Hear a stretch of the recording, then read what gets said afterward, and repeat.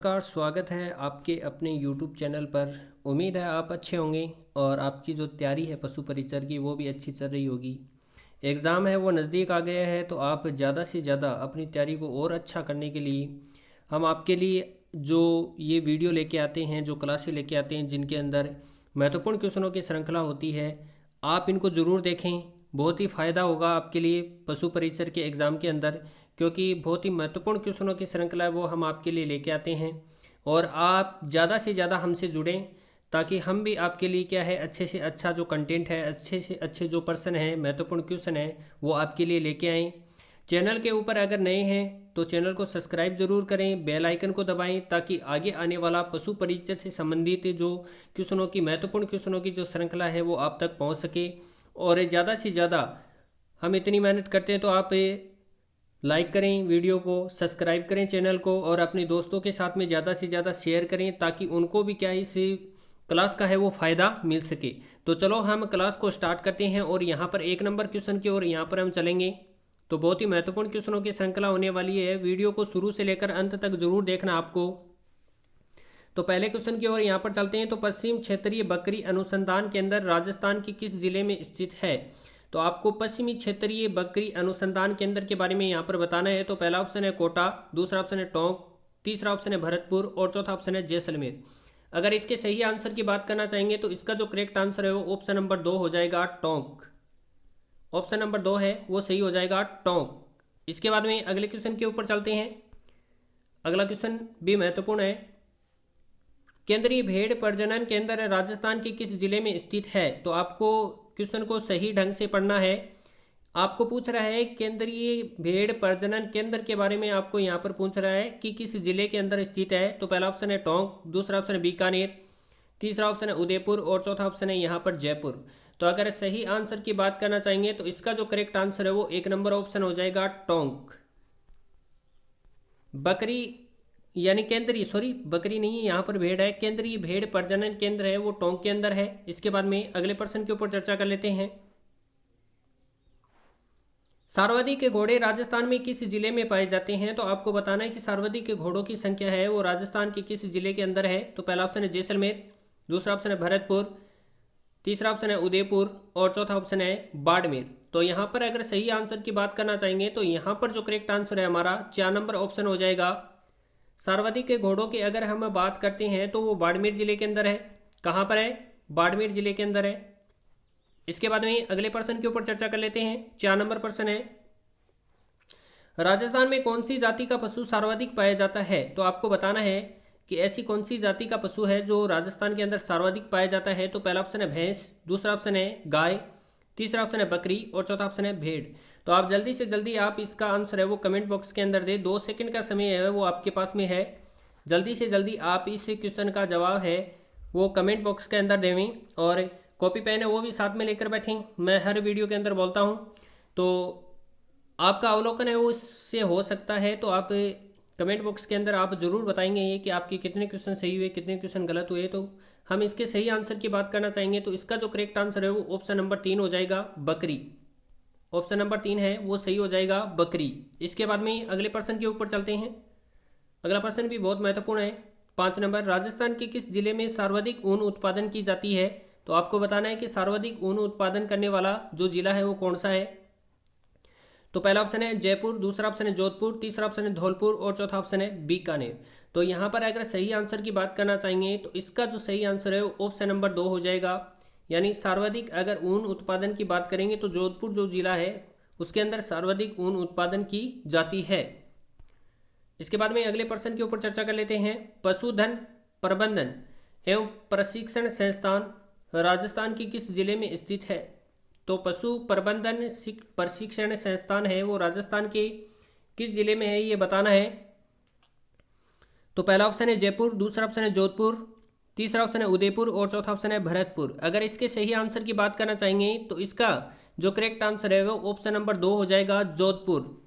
यानी पशु धन प्रबंधन एवं प्रशिक्षण संस्थान है वो जोधपुर जिले के अंदर स्थित है। इसके बाद में अगले प्रश्न के ऊपर चर्चा कर लेते हैं। क्लास को शुरू से लेकर अंत तक देखना है। उत्तम श्रेणी की ऊन में उनमें से वियना तथा फारसी डिजाइनों के गलीचे राजस्थान के किस जिले में बनाए जाते हैं? तो पहला ऑप्शन है जोधपुर, दूसरा ऑप्शन है बीकानेर, तीसरा ऑप्शन है उदयपुर और चौथा ऑप्शन है जयपुर। अगर इसके सही आंसर की बात करना चाहेंगे तो इसका जो करेक्ट आंसर है वो ऑप्शन नंबर 2 है, वो सही हो जाएगा, बीकानेर।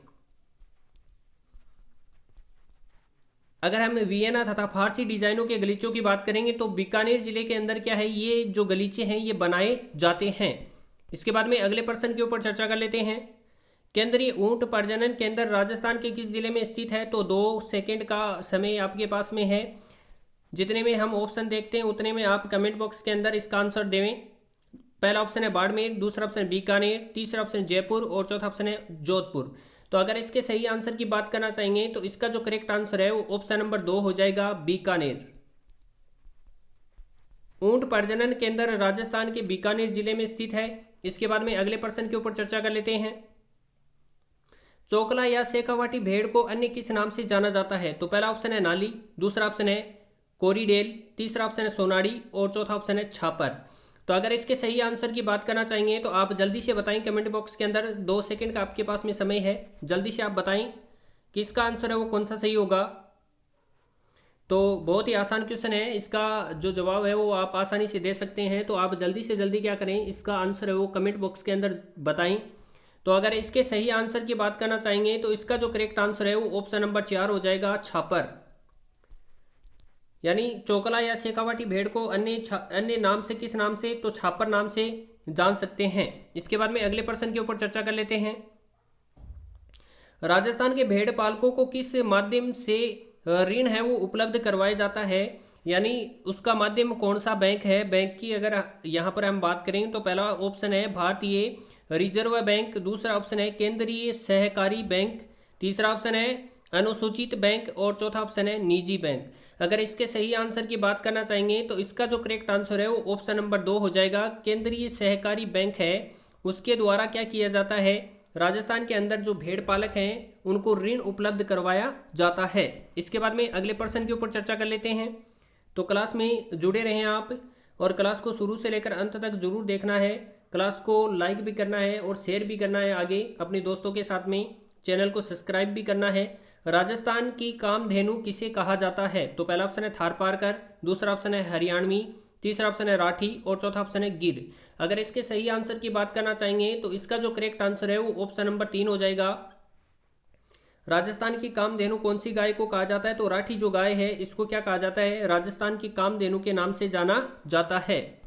इसके बाद में अगले प्रश्न के ऊपर चलते हैं। प्रश्न नंबर 12, राजस्थान का कुल पशुधन की दृष्टि से देश में कौन सा स्थान है? तो बहुत ही आसान क्वेश्चन है, आप इसका जवाब कमेंट बॉक्स के अंदर देवें। तो पहला ऑप्शन है प्रथम, दूसरा ऑप्शन है द्वितीय, तीसरा ऑप्शन है तृतीय और चौथा ऑप्शन है चतुर्थ। अगर इसके सही आंसर की बात करना चाहेंगे तो इसका जो करेक्ट आंसर है वो ऑप्शन नंबर 2 हो जाएगा। द्वितीय स्थान के ऊपर क्या है, राजस्थान देश के अंदर है। इसके बाद में अगले प्रश्न के ऊपर चर्चा कर लेते हैं। किस नस्ल के बैलों की उत्पत्ति सवालक क्षेत्र से मानी जाती है? तो पहला ऑप्शन है थारपारकर, दूसरा ऑप्शन है गिर, तीसरा ऑप्शन है नागौरी और चौथा ऑप्शन है हरियाणवी। अगर इसके सही आंसर की बात करना चाहेंगे तो इसका जो करेक्ट आंसर है वो ऑप्शन नंबर 3 हो जाएगा, नागौरी। यानी नागौरी जो बैल हैं उनकी उत्पत्ति सवालक क्षेत्र से मानी जाती है। इसके बाद में अगले प्रश्न के ऊपर चलते हैं। राजस्थान का प्रथम जरम प्लाजम केंद्र किस जिले में स्थित है? तो पहला ऑप्शन है जयपुर, दूसरा ऑप्शन है जोधपुर, तीसरा ऑप्शन है भरतपुर और चौथा ऑप्शन है उदयपुर। अगर यहाँ पर सही आंसर की बात करेंगे, करेक्ट आंसर की बात करेंगे तो इसका जो सही उत्तर है वो ऑप्शन नंबर 1 हो जाएगा, जयपुर। जरम प्लाजम जो केंद्र है वो जयपुर के अंदर स्थित है। इसके बाद में अगले क्वेश्चन के ऊपर चलते हैं। राजस्थान में 18वीं पशु गणना कब की गई? तो आपको 18वीं पशु गणना के बारे में बताना है कब की गई थी। तो पहला ऑप्शन है 15 सितंबर 2007, दूसरा ऑप्शन है 15 अक्टूबर 2007, तीसरा ऑप्शन है 15 नवंबर 2007 और चौथा ऑप्शन है 15 दिसंबर 2007। अगर इसके सही आंसर की बात करना चाहेंगे तो इसका जो करेक्ट आंसर है वो ऑप्शन नंबर 2 है, वो करेक्ट हो जाएगा। 15 अक्टूबर 2007 को क्या की जाती है, 18वीं जो पशु गणना है वो की जाती है। इसके बाद में अगले प्रश्न के ऊपर चर्चा कर लेते हैं। राजस्थान में दुग्ध क्षति बीमा योजना किस कंपनी द्वारा शुरू की गई है? तो पहला ऑप्शन है भारतीय जीवन बीमा निगम, दूसरा ऑप्शन है टाटा AIG बीमा निगम, तीसरा ऑप्शन है रक्षा TPA और चौथा ऑप्शन है भारतीय साधारण बीमा निगम। तो जल्दी से आप इसका जो आंसर है वो कमेंट बॉक्स के अंदर बताएं। तो अगर इसके सही आंसर की बात करना चाहेंगे तो इसका जो करेक्ट आंसर है वो ऑप्शन नंबर 2 हो जाएगा। टाटा IG बीमा निगम के द्वारा क्या किया गया है, जो दुग्ध अक्षत बीमा योजना है वो चलाई गई है। इसके बाद में अगले प्रश्न के ऊपर चर्चा कर लेते हैं। तो पहला है हमारा ये काजरी है। काजरी के वैज्ञानिकों द्वारा बकरी की कौन सी नस्ल है वो विकसित की गई है। तो पहला ऑप्शन है प्रबसरी, दूसरा ऑप्शन है सिरोही, तीसरा ऑप्शन है लोही और चौथा ऑप्शन है शेखावाटी। अगर इसके सही आंसर की बात करना चाहेंगे तो इसका जो ऑप्शन है वो 4 हो जाएगा सही, शेखावाटी। यानी काजरी के जो वैज्ञानिक हैं उनके द्वारा शेखावाटी जो बकरी है उसकी नस्ल है वो विकसित की गई है। इसके बाद में अगले प्रश्न के ऊपर चर्चा कर लेते हैं। कुक्कुटशाला राजस्थान के किस जिले में स्थित है। तो पहला ऑप्शन है जयपुर, दूसरा ऑप्शन है अजमेर, तीसरा ऑप्शन है भरतपुर और चौथा ऑप्शन है बांसवाड़ा। अगर इसके सही आंसर की बात करना चाहेंगे तो इसका जो करेक्ट आंसर है वो ऑप्शन नंबर 1 है वो सही हो जाएगा। कुक्कुटशाला है उसकी अगर हम बात करते हैं तो जयपुर जिले के अंदर स्थित है। इसके बाद में अगले प्रश्न के ऊपर चर्चा कर लेते हैं।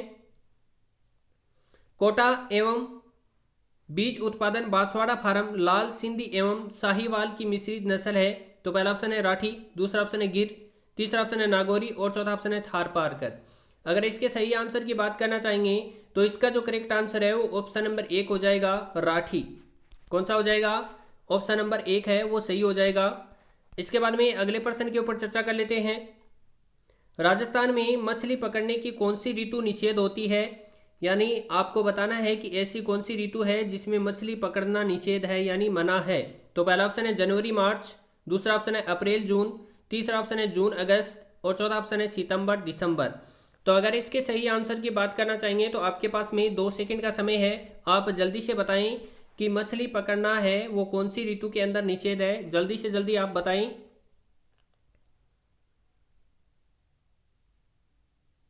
तो ऐसे ही हम आपके लिए जो पशु परिचर का जब तक एग्जाम नहीं होगा तब तक हम आपके लिए महत्वपूर्ण क्वेश्चनों की जो श्रृंखला है लगातार लेकर आएंगे आपके लिए। तो आप ज़्यादा से ज़्यादा हमसे जुड़ें और चैनल को ज़रूर सब्सक्राइब करें आप, और वीडियो को लाइक करना ना भूलें और वीडियो को आगे भी शेयर ज़रूर करें आप। तो जल्दी से बताएं आप कि इसका जो आंसर है वो कौन सा सही होगा। तो अगर इसके सही उत्तर की बात करना चाहेंगे तो यहाँ पर सही उत्तर है वो 2 नंबर ऑप्शन हो जाएगा। 2 नंबर ऑप्शन है वो सही हो जाएगा, अप्रैल और जून। अप्रैल और जून की अगर हम बात करेंगे तो इसके अंदर ऐसी ऋतु है जिसके अंदर मछली पकड़ना क्या है, निषेध है। तो अगले वीडियो के अंदर हम फिर मिलते हैं नए महत्वपूर्ण क्वेश्चनों के साथ में। तब तक आप अपनी तैयारी को और भी मजबूत बनाए रखें और वीडियो को लाइक ज़रूर करें, सब्सक्राइब ज़रूर करें चैनल को और बेल आइकन को प्रेस करें ताकि आगे आने वाला वीडियो है वो आप तक पहुंच सके। धन्यवाद।